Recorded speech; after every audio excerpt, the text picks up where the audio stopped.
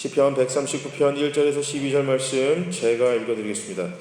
여호와여, 주께서 나를 살펴보셨으므로 나를 아시나이다. 주께서 내가 앉고 일어섬을 아시고 멀리서도 나의 생각을 밝히 아시오며 나의 모든 길과 내가 눕는 것을 살펴보셨으므로 나의 모든 행위를 익히 아시오니 여호와여, 내 혀의 말을 알지 못하시는 것이 하나도 없으시니이다. 주께서 나의 앞뒤를 둘러싸시고 내게 안수하셨나이다.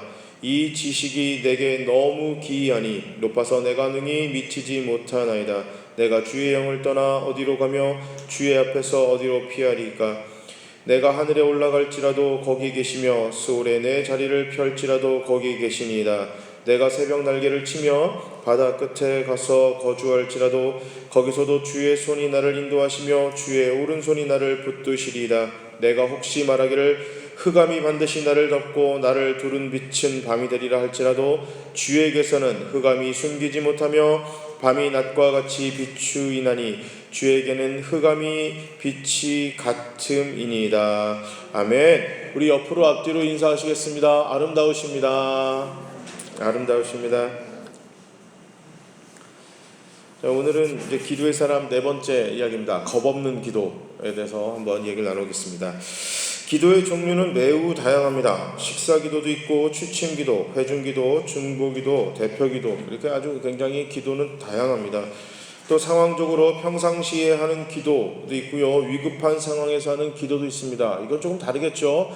저희가 그냥 평상시에 하는 기도랑 그럼 아주 그냥 급해가지고 막 이멀시 상황에서 하는 기도는 좀 다를 겁니다. 위급하거나 어려움에 처할 때 하는 기도는 다급하기는 하지만 솔직하고 깊게 하나님과 대화하기도 합니다. 또 오늘 본문은 얕은 물가에서 첨벙거리면서 노는 단계를 뛰어넘어 깊은 물가에서 헤엄치는 듯이 하는 기도에 대해 알아보고자 합니다. 우리가 이제 편하게 하는 기도들이 있잖아요. 식사 기도할 때 뭐 거창하게 기도 안 하잖아요. 하나님 감사합니다, 잘 먹을게요, 뭐 이렇게 기도하는 게 있고, 저는 식기도를 굉장히 짧게 하거든요. 이게 음식 앞에 두고 기도 길게 하는 거는 이건 아니지 싶어가지고 아마 제가 본 목사들 중에서는 저만큼 짧게 하는 사람들 없는 것 같아요. 그러니까 저는 굉장히 짧게 합니다. 감사히 먹겠습니다, 아멘 하고 이제 그냥 그렇게 기도하거든요. 그냥 식기도 짧게 하는지만 깊게 하지는 않잖아요. 또 이렇게 진중하게 하지는 않지만, 오늘 저희가 이제 이야기를 나눌, 오늘 제가 말씀드릴 이 겁없는 기도, 이 네 번째 이야기는 굉장히 깊은 단계. 그러니까 하나님하고 이제 우리가 그냥 어린아이 자녀의 정도가 아니라 이제 성장해서 우리가 하나님과 대화를 할 때 깊게 하는 그 기도에 대해서 한번 이야기를 나누고자 합니다. 오늘 설교의 제목은 겁없는 기도입니다. 이거를 이제 원래는 제가 이렇게 잡았어요. 처음에 제목은 간 큰 기도 이렇게 했거든요. 간 큰 기도. 하나님 앞에 이제 우리 간이 부었다라고 할 정도로 간 큰 기도. 간 큰 기독교인들, 간 큰 기도하는 사람들, 그런 사람들이 되자는 의미에서 겁없는 기도, 이렇게 설교 제목을 잡았습니다. 오늘 본문에 하나님은 우리를 살피신다고 말씀하십니다. 나를 향한 하나님의 관심은 서치라이트가 내 삶과 영혼의 구석진 곳까지 비추신다, 이런 고백입니다. 그러니까 하나님의 관심이 우리에게 그냥 겉핥기적으로 아니면 얇게 우리에게 하나님의 관심이 오는 것이 아니라 마치 이 내 삶의 구석구석진 곳까지 그냥 하나도 남김없이 하나님이 그 관심의 빛으로 우리를 비추신다, 이런 고백입니다. 자, 이 다윗은 하나님의 위대하심을 선포하며 기도를 시작합니다. 하나님이 나의 모든 것을 아시는 분이심을 고백합니다. 그 예수님의 기도랑 같습니다. 기도할 때 꼭 잊지 말아야 하는 것은 내가 기도하는 대상이 누구인지 우리가 고백하는 겁니다. 이거는 우리가 알고 있잖아요. 기도는 하나님과 하는 대화입니다. 그렇기 때문에 우리는 자연스럽게 그냥 우리가 필요한 것을 딱 이야기를 하지만, 이건 다시 한번 내가 기도하는 대상이 내가 지금 이야기하고 있는 상대가 누구인지 한번 정립해 나가는 게 굉장히 중요합니다. 여러분, 굉장히 내가 답답하고 또 하나님 앞에 정말 중요한 것을 기도할 때 내 기도의 대상이 누군지, 내가 지금 이야기하는 하나님이 누군지에 대해서 내 입으로 고백하는 것은요, 내 믿음을 굉장히 단단하게 하고 이 기도를 굉장한 깊은 곳까지 끌고 내려가게 합니다. 하나님이 누구이십니까? 라는 그 기도에 우리가 기도할 때 고백하는 것이 중요합니다. 하나님이 나에게 어떤 분이신지 고백하는 것이 중요해요. 그러니까 우리가 배워서 하는 거랑 또 내가 지금 고백하는 거예요. 나한테 하나님이 누구냐라는 거예요. 이거는 감정적인 거리나 관계에서 굉장히 중요합니다. 그러니까 하나님이 나에게 누구냐는 거예요. 뭐 교회를 오래 다녔고 또 설교에서 그냥 목사님이 우리의 구주입니다. 그러니까 우리라는 표현을 굉장히 많이 쓰잖아요. 한국에서는 우리라는 표현을 참 많이 써요. 그래서 운명을 이게 나 개인이 아니라 함께 공동체로 가는 게 이렇게 묶는 걸 좋아하는 것 같아요. 내 교회라는 것보다는 우리 교회라는 표현을 더 좋아하고요. 내 국가라는 것보다는 우리 국가라는 걸 더 좋아합니다. 내 집이라기보다는 우리 집이라는 표현을 좋아해요. 그러니까 하나님도 마찬가지예요. 내 하나님이라기보다는 우리 하나님이라는 표현을 좋아해서 그런지 우리라는 표현을 잘 쓰지만요. 이 기도하는 관계에서는 우리라는 것보다 개인 기도에서는 이 나와의 관계가 더 중요한 것 같습니다. 그러니까 나한테서 누구냐는 거예요. 하나님. 나한테서. 여러분 각자 한 사람 한 사람한테서 하나님이 누구신지 고백하는 것이 참 중요합니다. 하나님은 천지를 창조하신 분이고 우리의 구세주입니다. 이것도 굉장히 마음에 확 와닿지만요. 한번 여러분 바꿔보세요. 하나님은 나의 창조자시고 나의 구원자시고 나의 기도를 들으시고 나의 문제를 지금 해결하시길 원하시고 나랑 지금 대화하시는 분입니다. 여러분 이렇게 우리에서 나로 바꾸면요. 하나님과의 대화가 굉장히 참 재밌고 좋습니다. 그러니까 내가 나랑 하나님과 어떤 분인지 관계를 먼저 정립하는 그런 고백이 참 중요합니다. 하나님은 어떤 분이시죠? 하나님은 천지를 창조하신 분만 아니라 어제와 오늘 그리고 내일을 다 아는 분이십니다. 내가 무슨 생각을 하는지 어떤 선택을 할 건지 그래서 어떤 선택을 할 때 우리가 어떤 선택을 하잖아요. 어떤 것을 선택할 때 어떤 결과가 나올지 모두 아세요. 대단하시죠? 내가 어떤 사건에 대해서 하나님과 앞에서 어떤 행동을 취할 수 있는가, 내가 어떤 사건을 대할 때 그래서 어떻게 태도를 정할 때 모든 우리의 선택의 결과가 여러 가지가 있을 수 있잖아요. 똑같은 사건을 통하고 어제는 이런 선택을 할 수가 있고 오늘은 이런 선택을 할 수가 있고 내일은 다른 선택을 할 수 있습니다. 내가 할 수 있는 모든 선택에서 어떤 결과가 나올지에 대해서 하나님이 이미 다 알고 계신다는 겁니다. 그 결과가 나타나는 모든 일을 하나님이 다 아십니다. 그래서 우리는 기도할 때 하나님께 정직하게 기도해야 된다. 지난주에 제가 그렇게 설교했잖아요. 하나님 앞에서는 우리는 정직하게 기도해야 된다. 하나님이 모두 아시기 때문입니다. 나의 생각과 나의 마음, 나의 선택, 나의 길, 때로는 내가 왜 이리 짜증나고 힘든지 어려운지 이런 건 우리는 모르지만 우리 주님은 이미 다 아십니다. 그래서 오늘 본문의 다윗은 하나님 먼저 나를 살펴주세요. 이렇게 기도합니다. 기도하는 시간은 완전히 하나님께 자기를 맡기는 겁니다. 그래서 하나님 앞에 이렇게 다윗이 기도합니다. 하나님 나를 먼저 살펴주세요. 그러니까 내가 지금 어떤 상태인지 내 자신 스스로도 나를 잘 모를 때가 있습니다 라는 고백이에요. 우리가 여러분 그 상황이 좋을 때 내가 정상적이라는 표현이 좀 우습지만 그래도 상태가 나쁘지 않을 때는 내가 어디로 가고 있는지 내가 하는 이 판단이 어떤 판단인지 이거 잘 알 수가 있습니다. 그러나 내 상황이 여전히 만만치 않을 때 이게 지금 마치 처음 가본 지하도에 나를 거기 데려간 다음에 막 뺑뺑뺑뺑 나를 끌고 돌아다닌 거예요. 돌아다닌 다음에 자 이제 길 찾아가 하는 것처럼 여러분 그 경험들이 있으시죠?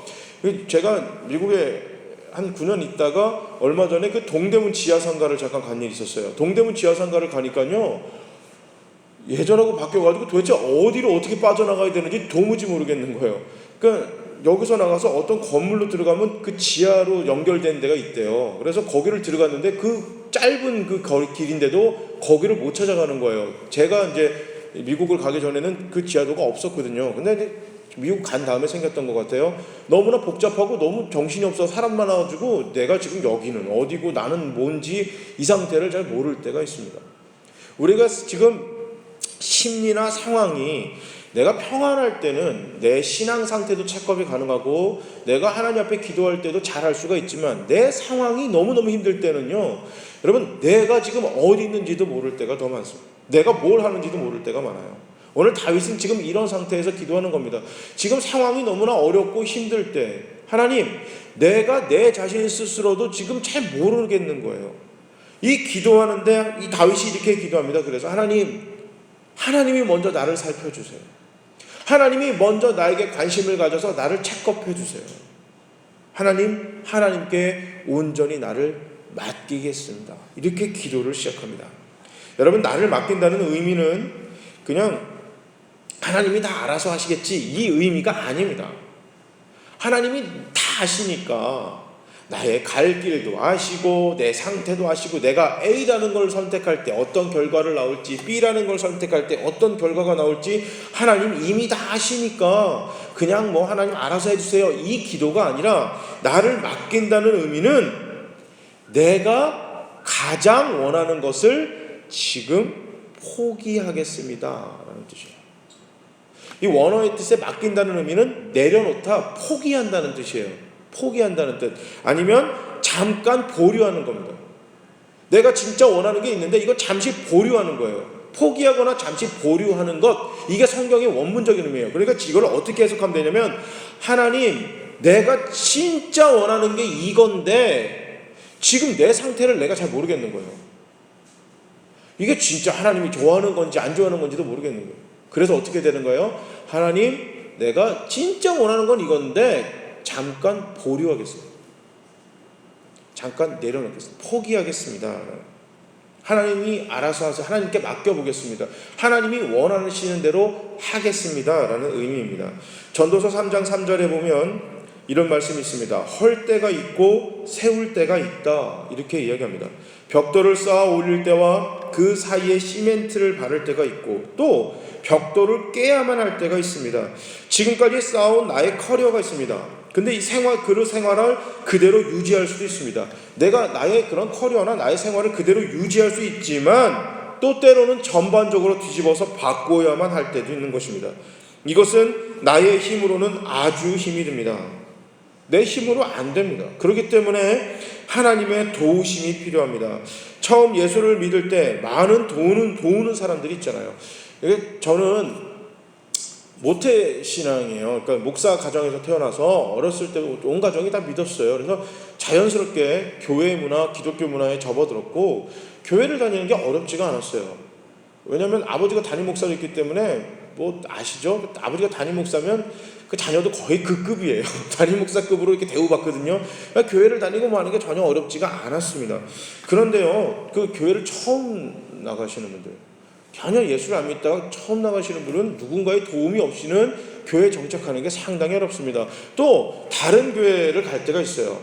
제가 이제 목사지만 미국으로 유학을 가서 제가 제일 힘들었던 게 뭐냐면 부임하는 거였어요. 부목사로 부임하는 그 한 달간이 너무 힘든 거예요. 부목사로 처음 부임해서, 목사인데도 굉장히 공포스럽습니다. 그래서 뉴저지에서 이런 게 있었어요. 이제 처음 청년부 예배를 드리는데 예배가 끝나고 저 그 뒤에 테이블에 과자를 놓습니다. 과자를 놓고 이제 교제하는 시간이 있었어요. 과자를 먹고 교제하는 시간이 있었는데 저는 그때만큼 끔찍하고 어려웠던 시간이 없었어요. 왜냐하면 과자를 먹는데 아무도 와가지고 저한테 말을 안 거는 거예요. 여러분 그 생각 한번 해보셨어요? 그런 교제하는 시간을 가지면 누구끼리 뭉치냐면 친한 사람들끼리 뭉쳐서 이야기를 해요. 이상하대요.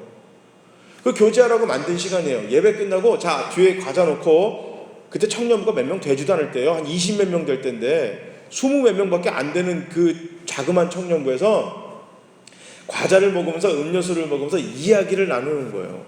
그런데 새로운 청년도 혼자 있고 그 주에 새로 부임한 목사도 혼자 있는 거예요. 이렇게 아무도 저한테 와서 말을 안 걸어주고 자기들끼리 계속 이야기하는 거예요. 제가 너무 화가 나가지고 그 시간 없애버리라 그랬어요. 새로운 사람들에게 있어서 제가 물어봤어요. 새로운 청년들한테 뭐가 제일 힘들어요? 괜찮으니까 솔직하게 말해요. 저도 새가족이라고. 여러분만 새가족이 아니라 저도 새가족이에요. 저도 이 교회에 온 지 2달밖에 안 됩니다. 한번 얘기해 보세요. 그러니까 찬양도 좋고 기도도 좋고 예배도 좋고 말씀 좋고 다 좋은데 제일 끔찍한 시간이 그 시간이라는 거예요. 교제의 시간. 자기는 이 청년부에 잘 아는 사람, 그러니까 자기를 전도하는 사람이 없으면 너무너무 힘들다는 거예요. 그 시간에. 아 그렇지. 그 시간 없애. 그 시간 없어요. 차라리 그냥 바로 그 스몰 그룹으로 가든지 누군가 이렇게 그 사람들이 함께 모일 수 있는 그런 시간을 또 만들어줘야겠다. 제가 이제 그렇게 아주 그렇게 프로그램을 짠 적이 있었는데, 여러분 한번 생각해 보세요. 교회를 다니는 또 목사임에도 불구하고 누군가 도움이 없이는 다른 교회, 처음 가는 교회에서 적응하는 게 쉽지가 않습니다. 여러분 교회 가서 누군가의 도움 없이 내가 예수를 잘 믿을 수 있을까? 여러분 이거 굉장히 어려운 얘기거든요. 자, 그런데 이제 문제는 언제까지 사람들의 도움만으로 신앙생활을 유지할 수 없다는 겁니다. 교회를 다니면 도움이 필요하지만 그 도움만을 계속 기대하면서 신앙생활할 수는 없다는 이야기입니다. 교회에서 생활하는 것들은 사람들의 도움이 필요하지만 예수를 믿기 시작한 후로 생활 속에 변화를 가져야만 하는 때가 꼭 필요한 것입니다. 이 말은 뭐냐면 내 스스로 혼자 홀로 서고 하나님을 만나는 그 시간이 필요한 것입니다. 미국에서 이제 그 청년부 이제 교육자를 오래 하다 보니까 청년들은 잘 먹여야 되잖아요. 유학생들은 먹는 게 굉장히 중요합니다. 그래서 이제 그 파티를 잘해요. 야유회를 가가지고 고기를 막 굽고 있었어요. 고기를 굽고 있었는데 어떤 청년이 입술이 이만큼 나왔어요. 내가 너 왜 그래? 그러니까 우리 청년부는요 사람을 챙기질 않아요, 섬기질 않아요 그래요. 내가 왜? 그러니까 고기를 먹는데 누가 와가지고 먹으란 얘기도 안 하고 그 고기도 뭐 챙기는 안 하고 지들끼리 굽고 지들끼리 먹고 그런다는 거예요. 제가 그랬어요. 너 이 교회 다닌 지 3년 됐어. 그래서요. 청년부 다닌 지 3년이 됐는데 아직도 다른 사람이 자기를 안 챙긴다고 입술이 이렇게 삐져나온 거예요. 여러분 그런 생각 하지 않았나요? 내가 예수를 믿은 지 벌써 몇 년째인데, 내가 교회를 다닌 지 몇 년째인데, 내가 내 입으로 예수를 고백한 지가 몇 년째인데 아직도 누가 챙겨주지 않으면 교회를 안 나가는 거예요. 아직도 누가 챙겨주지 않으면 이 교회는 언제까지 그러고 있을 거냐. 우리가 너를 챙겨야 되는 그분은 너를 챙겨야 될 게 아니라 다른 누군가를 챙겨야 되는데 너 챙기느라고 챙겨야 될 사람을 못 챙기는 거예요. 이거 참 안타깝죠. 교회에서 중직자들이, 여러분 교회를 오래 다니는 사람이 누구를 챙겨야 될까요? 교회 새로 오신 분들, 이제 예수를 간 믿기 시작한 사람들, 또 이게 신앙이 없어서 예수님을 구주로 영접하지 못한 사람들을 챙기고 도와줘야 되는데, 아니 교회 오래 다니는 사람들 자기 내 말 좀 들어봐 자기 하소연하는 것 때문에 그 사람 챙기느라고, 그 사람 건사하느라고 지금 챙겨야 될 사람들을 챙기지 못하고 도와주지 못한다면 여러분 이건 누구의 잘못이 있습니까? 우리의 기도도 마찬가지예요. 내가 예수를 만나고 신앙생활한 지 몇 년이 됐는데 아직도 내가 기도할 때 수동적이고 기도를 부탁하기만 해요. 나는 안 하고, 목사님 이 기도 좀 해주세요, 아니 권사님 이 기도 좀 해주세요, 장로님 이 기도 좀 해주세요, 집사님 이 기도 좀 해주세요, 엄마 이 기도 좀 해줘요, 아빠 이 기도 좀 해줘요, 여보 이 기도 좀 해줘. 이것만 하고 있다는 거예요. 나는 안 하고. 그러니까 뭐예요? 나의 하나님이 만나는 게 아니라 우리 하나님으로 자꾸 묶어가려는 거예요, 기도가. 그런 생각 안 해보셨어요? 우리 하나님 하면 어떤 느낌이 들어요? 목사님의 기도에 내가 한번 묻어가겠지, 우리 부모님의 기도에 내가 묻어가겠지, 누군가의 기도에 내가 묻어가는 그런 느낌이 듭니다. 나의 하나님 하면 이 문제를 가지고 내가 하나님하고 진중하게 기도하지 않으면 안 되는 그런 느낌인데, 우리 하나님 하니까 묻어가도 되겠는 느낌. 여러분 기도 생활 어떻게 하세요? 나의 하나님으로 내가 진짜 적극적으로 혼자 스스로 일어나서 기도하십니까? 아니면 누군가에게 묻어가십니까? 내가 누군가에 묻어가는 게 아니라 내가 기도해야 하기 때문에 성령의 도우심이 필요한 겁니다. 내가 기도 안 하니까 성령의 도우심이 필요 없어요. 평생을 교회를 다녔는데 성령님이 나한테 필요하지가 않은 거예요. 왜? 내가 기도하는 이유가 없으니까. 기도해 본 적도 없고. 예전에는 문제가 없었던 생활 습관들을 하나씩 깨야만 할 때가 옵니다. 처음에는 전혀 문제가 없었는데 점점 더 나를 힘들게 하는 것들 하나둘씩 발견하게 됩니다. 그때 내 힘으로 깨고 고칠 수 있는 것들도 있지만 도무지 안 되는 것들이 있습니다. 그때 성령님을 초청하고 도움이 필요합니다. 깨십시오, 주님 나를 깨 부숩시오 라는 그런 위험한 기도를 해야 합니다. 여러분 누군가나 다 문제점을 발견할 수가 있습니다. 그렇지, 한국교회는 이게 문제야 누구나 다 발견할 수 있습니다. 그걸 꼭 굳이 발견하지 않으려도 문제점은 잘 보여요. 호주에 갔을 때 갑자기 이제 호주 그 하버 브리지라고 이제 그 시드니에 되게 유명한 그 젊은이들이 모이는 장소가 있어요. 이제 거기서 이제 막 이제 저녁에 잠깐 있었는데 웅성웅성거리기 시작하는 거예요. 웅성 사람들이. 그러니까 막 시끄러운 건 아닌데 분위기가 이상한 거 있잖아요. 그래서 제가 쳐다봤어요. 한국의 남자 모 연예인이 걸어오는 거예요. 한국의 남자 모 연예인. 전 연예인이면 대단하게 막 그렇게 옷을 입을 줄 알았는데요. 난 청바지에 하얀색, 아무것도 없는 하얀색 반팔색 면티 하나 입었더라고요. 그런데 뭐 한국 여자분들 아니라 뭐 호주 여자분들도 다 쳐다보는 거예요. 잘생겨서. 여러분 잘생긴 거는요 감춰도 보여요. 이게 마찬가지로요 잘못된 것도요 아무리 감출라 해도 드러나고 보이게 돼 있어요. 잘못됐다 지적만 하면 그게 변화가 되든가요? 아니요, 누군가가 고쳐야만 합니다. 한국에 무슨 문제가 있다, 도덕성에 문제가 있다, 뭐가 문제가 있다, 맨날 그거 중요하지 않아요. 중요하죠. 중요한 건 문제는 뭐냐면 그거 발견하고 그거 잘못됐다고 지적하는 것보다 더 중요한 건 각자 한 사람 한 사람들이 내 삶에서 조금씩 변화해 나가는 거예요. 안전불감증이다. 맨날 그래가지고 그렇지 우리 대한민국은 문제가 있어. 안전불감증이다. 그거 고치려면요 신호등 잘 지키면 돼요. 빨간 불 때 안 건너가고 파란 불 때 건너가면 되고요. 아무리 조그맣고 동네 길이라도요 무단횡단 안 하시고요. 새벽이라도 누구도 없는 새벽이라도 운전할 때 신호 지키면 돼요. 나부터. 그게 한 사람 한 사람씩 모이면 그런 질서가 바로 잡히게 되어 있습니다. 내 신앙생활도 마찬가지입니다. 이 교회는 뭐가 문제가 있고 저 목사 설교는 어떻고 뭐가 어떻고 네 그렇습니다. 문제 있습니다. 다 문제가 있지만 한국에서 기독교가 또 나의 신앙의 삶이 바뀌어지기 위해서는 교회가 바뀌어지기 위해서는 벌써 각자 한 사람 한 사람들이 바뀌어져야 합니다. 근데 이게 어떻게 될까요? 기도로 먼저 시작하는 겁니다. 기도로 내가 하나님 앞에 그런 겁없는 기도하는 거예요. 여러분 겁없는 기도는 어떤 기도예요? 하나님께 나를 전적으로 맡기는 거예요. 여러분 이건 진짜 겁없는 기도예요. 하나님 앞에 맡기는 거 여러분 정말 얼마나 쉽습니까? 안 쉽습니다. 어렵습니다. 내 삶을 누구에게 맡긴다는 건요 여러분 정말 어려운 일입니다. 여러분 이건 진짜 간 큰 기도입니다. 하나님 나를 맡겨주세요. 내 삶을 하나님께 진짜 맡깁니다. 여러분 이건 진짜 간 큰 기도입니다. 내 삶을 변화시키세요. 여러분 이건 정말 위험하고 간 큰 기도입니다. 근데 어떻게 이게 할 수 있을까요? 이것은 제가 제일 처음에 이야기했듯이 하나님을 신뢰하는 믿음에서 나옵니다. 하나님에 대한 신뢰가 흔들릴 때 분명히 옵니다. 여러분 그때 바로 나를 깨뜨려야 하는 이 겁없는 간 큰 기도를 할 때입니다.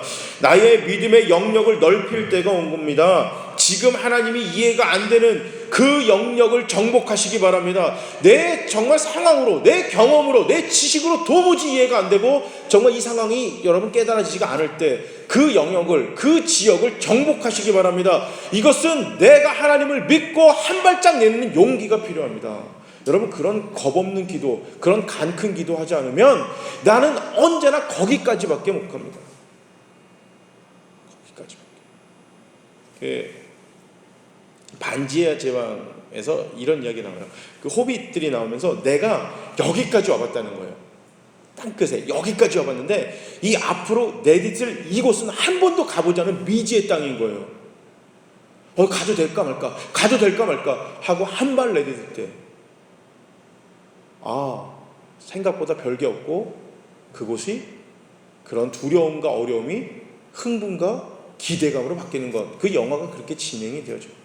여러분 우리의 믿음의 생활도 마찬가지입니다. 내가 가보지 못한 그 길 없는 게 아닙니다. 있습니다. 그러나 내 힘과 능력으로 못 가기 때문에 하나님의 도우심이 필요합니다. 간 큰 기도가 필요한 거예요. 이 겁없는 기도의 시작은 하나님이 누구인지 기억해내는 것부터 시작합니다. 하나님이 누구인가부터 내가 기억해내는 것부터 이 겁없는 기도, 간 큰 기도가 시작합니다. 하나님이 나에게 누구시냐?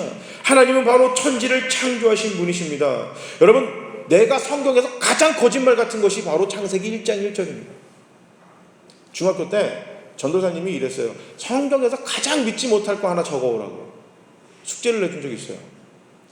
곰곰이 생각했어요. 처녀가 임신한 것, 아니면 뭐 홍해 바다가 갈린 거, 죽은 사람이 살아난 거, 이거 뭐가 제일 거짓말 같을까 한참 고민하다가 갑자기 그냥 번뜩 들었어요.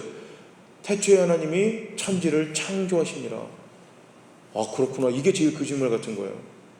하나님이 천지를 창조하는 걸 믿었다면 뭐가 과연 문제가 될까? 처녀가 임신을 하든, 여러분 정말 죽은 사람이 살아나든, 바다가 갈리든 이게 무슨 문제가 될까요? 하나님이 천지를 창조하셨는데, 그 하나님이 일하시겠다는데 뭐가 문제가 되겠습니까? 천지 창조하신 하나님을 믿으시기 바랍니다. 그리고 바로 그분이 나를 위해 고난받으시고 십자가에서 죽으시고 부활하신 분이심을 믿으시기 바랍니다. 바로 또 그분이 지금도 언제나 나를 살피십니다. 나를 아십니다. 나의 죄로 인해 죽음과 고난과 질병과 어려움과 좌절과 실망이 우리를 뒤덮었습니다. 여러분, 죄 때문에 이런 모든 어려움이 우리에게 왔습니다. 앞이 안 보이는 칠흑 같은 바닷속에 우리가 던지음을 당했습니다. 아니요, 던져진 게 아니라 우리가 뛰어들었습니다. 성경을 보면요, 하나님이 우리를 먼저 버린 적이 없어요. 자꾸 하나님 나를 버리지 마시고 버린 적이 없어요. 우리가 먼저 버렸지. 선악과 안 먹겠다는 거 하나님이 따가지고 입에 집어넣은 게 아니고 그냥 먼저 따먹었어요. 동생을 죽이라고 하나님이 사주한 게 아니라 먼저 동생을 죽였고, 바벨탑 만들라고 하나님이 명령 내린 게 아니라 사람이 먼저 바벨탑을 만들었고, 노아 방주 진 다음에 사람을 죽이려고 버리신 게 아니라 사람들이 먼저 하나님을 버렸습니다. 예수님이 인간을 버린 게 아니라 사람들이 예수를 버려 십자가에 못 박았습니다. 우리가 먼저 버리지 하나님이 인간을 버린 적은 단 한 번도 없습니다. 앞이 안 보이는 칠흑 같은 그 바다 뛰어들어가면 죽는다고 해서 하나님이 말렸으나 뛰어든 것은 우리 자신 스스로입니다. 타는 듯한 갈증을 해결하지 못해 죽음의 바닷물을 마시고, 그래서 토하고, 그러나 또 마시고 또 토하고, 그러다 죽는 상황에 우리는 빠져들었습니다. 우리 하나님이 그 희망 없는 끔찍한 상황에서 나를 구원해내셨습니다. 누구보다 이해 안 되고 힘들고 어려운 상황을 안타까워하시는 분이십니다. 그러나 사탄은 우리에게 한계를 줍니다.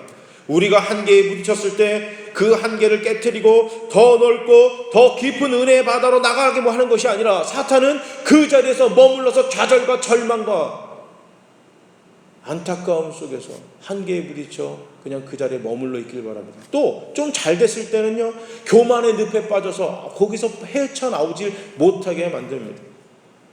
좀 더 자자, 좀 더 눕자, 좀 더 아무것도 하지 말고 내일 하자, 이거에 빠뜨리는 것이 바로 사탄의 계략입니다. 그러나 우리 주님은 그 한계를 깨뜨리시고 우리를 더 넓고 은혜의 바다로, 더 좋은 곳으로, 우리가 해야만 하는 그 장소로 우리를 인도하십니다. 나를 깨시옵소서. 이 기도가 바로 나를 이끄소서라는 기도입니다. 나의 인생, 나의 재능, 돈, 힘, 미래 모두 하나님께 맡기시기 바랍니다. 하나님께 겁없는 기도가 바로 이것입니다. 나의 한계를 깨시고 나를 이끌어 주시옵소서. 이 기도가 바로 겁없는 기도입니다. 이 기도가 바로 하나님을 향한 더 깊은 기도, 겁없는 기도입니다. 자녀들에게 소개해야 될 것은 좋은 직장, 좋은 학교, 좋은 만남이 아니라 하나님을 소개해 줘야 되는 것입니다. 자녀들 스스로 하나님을 만날 수 있도록 도와주는 것이 부모입니다. 그것이 믿음의 선배들이 먼저 해야 될 일인 것입니다. 등산해 보셨나요? 산은 평지와 구름, 계곡과 산, 등성이, 절벽 이런 것으로 이루어져 있어요. 등산할 때 계곡도 평지도 때로는 절벽을 또 타야 될 때도 있습니다. 그 모든 것이 그러나 다 산입니다. 우리 하나님은 산과 비슷합니다. 평지도 있고 계곡도 있고 절벽도 있습니다.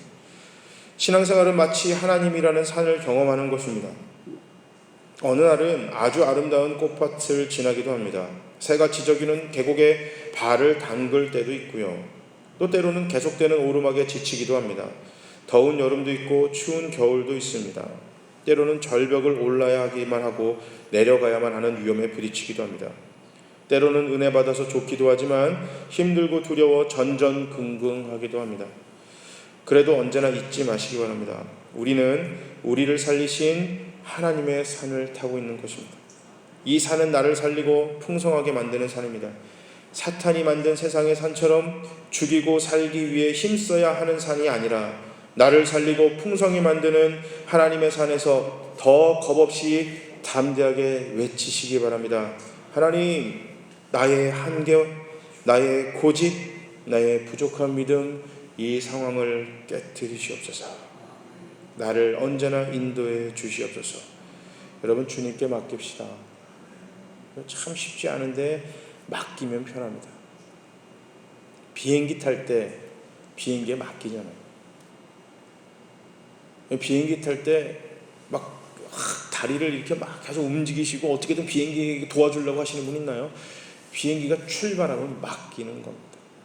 저는 스키 타는 걸 참 좋아해요. 그 스키는 꽤 잘 탔어요. 스키는 꽤 잘 탔는데요.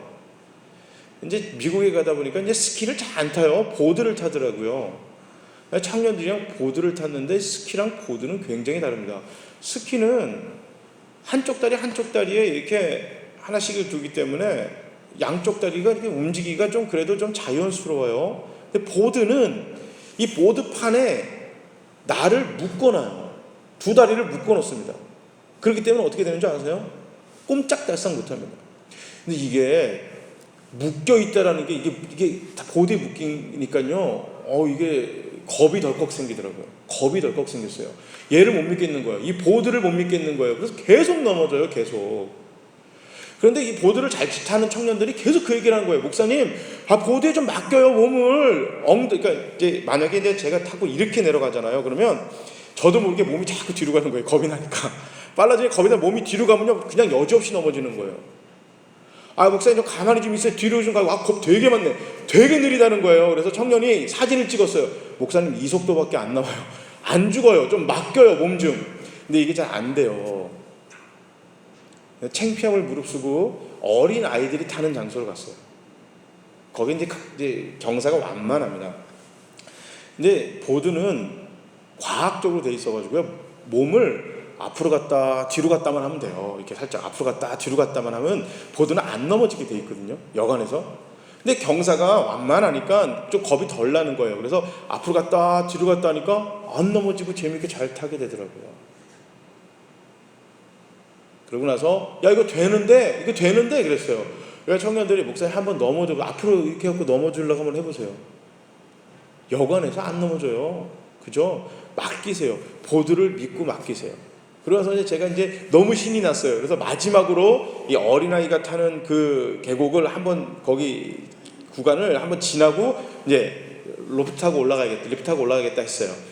근데 그 같이 갔던 여자 자매 청년이 계속 넘어지는 거예요. 그래갖고 제가 그 청년 이름을 부르면서 야 이거 안 넘어져. 앞으로 갔다 뒤로 갔다 하면 돼. 그 안 넘어져. 괜찮아. 보드를 좀 더 믿어. 그러니까 그 친구가 뭐라는 줄 아세요? 몰라서 못해요? 막 그러는 거예요. 누가 몰라서 못해요? 안 되니까 안 되지. 아는데도 안 된다는 거예요.